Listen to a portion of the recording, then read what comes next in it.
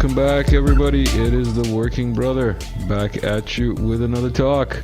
Yet again, we've got Matt. How you doing, Matt? Welcome back. I'm good. Thank you very much for having me back. It's excellent. People loved your last appearance. It was one of the most viewed videos on the channel. One of my favorites comments was you delivering a masterclass in Canadian politeness. All right, cool. Well, we'll see if we can replicate that in some way. Yeah, I can't disagree with that. It was definitely I can't remember all the topics that we talked about, but you were definitely polite about most of them. In any case, in passing, last time we talked, I mentioned the Bilderberg group, and you were surprised to hear that they have a website, and now, a couple of weeks later, a month and so later, they're having their annual meeting. And it's happening in Portugal. Mm-hmm. Yes, it is. What do you think the people need to know about the Bilderberg meetings? I mean, I've been following this for like 10, 15 years or so, Bilderberg as an organization or as an institution, whatever you want to call them. But what would be like the main thing that you want to point out to people, like right off the bat, before we get into some of the history of the Bilderberg group? Well, I guess it's a topic which I've seen treated a lot. Obviously, anybody who is trying to make sense of the world, try to get their mind around this idea of multi-generational agendas, which are trying to move, nudge, and corral the human species into a certain preordained direction, can't avoid being slapped by the existence of this grouping that meets annually and has met annually since 1954 when its inaugural summit was set up. Usually, about 130 or so participants are invited representing different branches of corporate public sectors who are generally to varying degrees in on the game, in on the actual agenda. So you can't avoid slapping into this thing. It's very secretive, which also causes the mind to wonder what the hell is really being said. There's a lot of inference that one has to make. That's just a Wikipedia entry you're scrolling up and down on just to see some of, I guess, showcasing some of the participants over the years of the steering committee. Yeah, I did some clicking through the internet before we started recording, and one of the strange things to come up was a Britannica entry. Like I was like, what? Britannica has an entry on the Bilderberg. That was interesting for me. But yeah, I'm just scrolling through some things here in the background for people to just have an idea. Maybe they can pause if they're interested and read through some of the other stuff that's on here, let's say. But the point is that here we've got the usual Wikipedia blah blah blah, and then right at the end they've got the conspiracy theories aspect of it, because it's all conspiracy theories, right? Yeah, so I've noticed that most of the treatments of those researchers who try to make sense of this handle it, in my view, pretty incompetently. They tend to just focus on this particular club, this meeting group, as if it is the only thing that is at the heart of all of our problems. And it is very close to the nerve center, undoubtedly the case, that is true.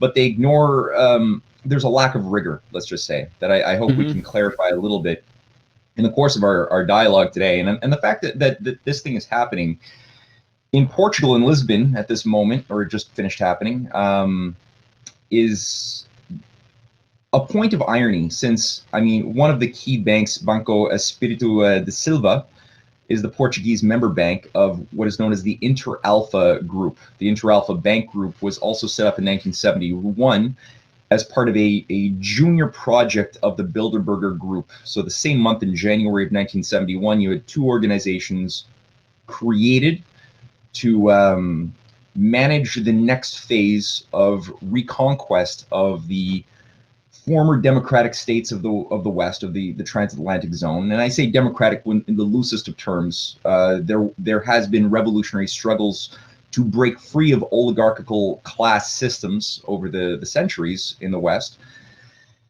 never has this, especially in the case of the United States, never has this been consummated properly. There's been moments where things were getting better, where you had legitimate moral resistance in political leadership positions. Oftentimes those would be presidents who would die while in office. But, there has been a fight over the past 250 years. Same thing for Europe.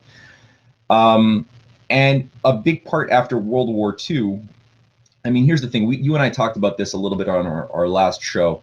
World War II is not what most people were told it is.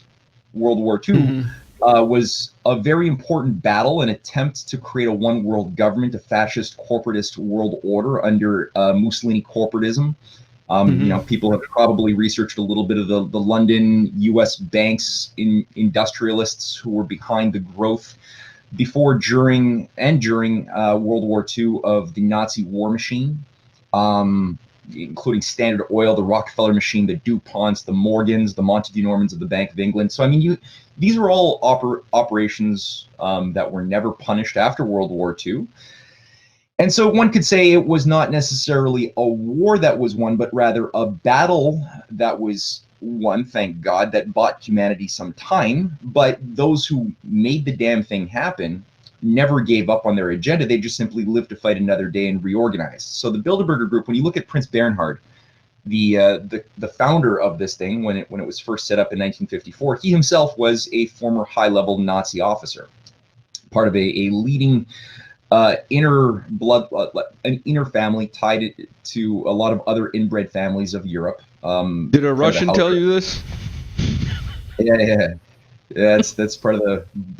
I mean, this is even Wikipedia. This is not even scandalous conspiracy material. This is openly acknowledged that these royal families are inbred. The deceased queen and her deceased husband were themselves both progeny, both cousins, born of the same grandmother, Queen Victoria. It's a nasty little inbred network. And so Prince Bernhard was one player who was assigned a certain role.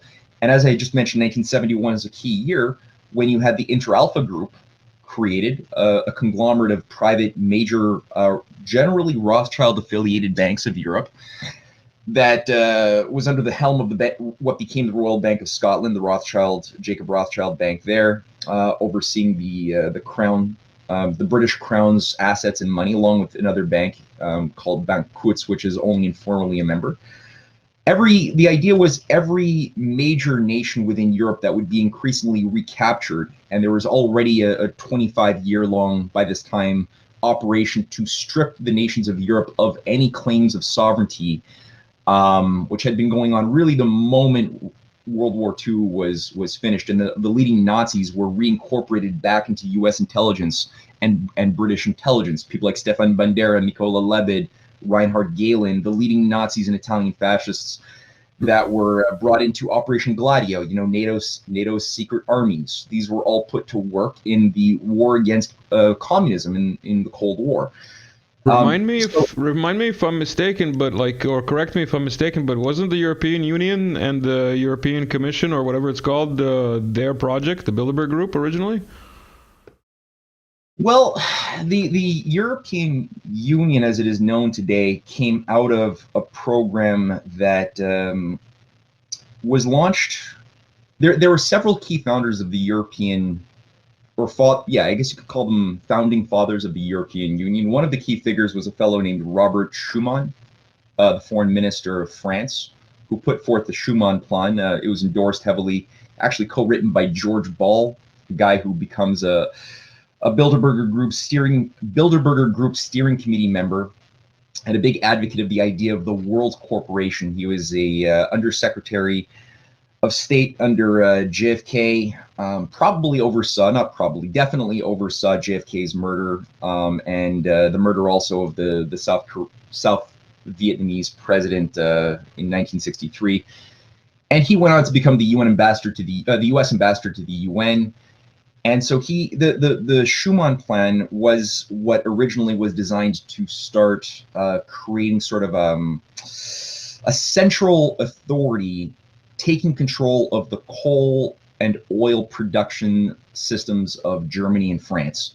And that became basically, it manifested in 1951 with the European Coal and Steel Community, And then that branched open more and more to become the European Economic Community in 1957 as a direct outgrowth of the Schuman Plan.